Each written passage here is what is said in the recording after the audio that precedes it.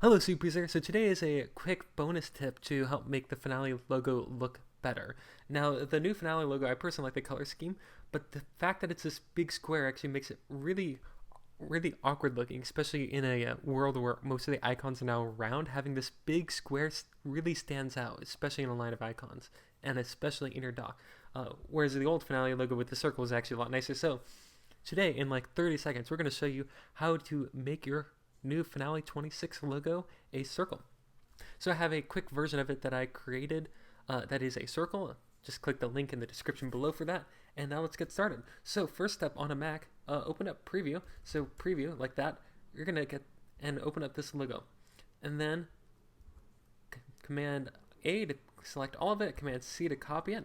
And then go to your Applications folder in Finder, like that, and then find Finale. Once you have it, either right click, get info, or you can just press Command I, your choice. Click on the logo in the upper left hand corner and Command V to paste it in.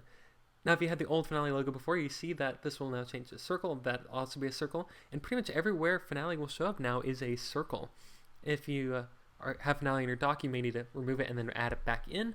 But that is it. That is how on a Mac you can get the Finale logo to look like a nice circle and actually match all the other logos.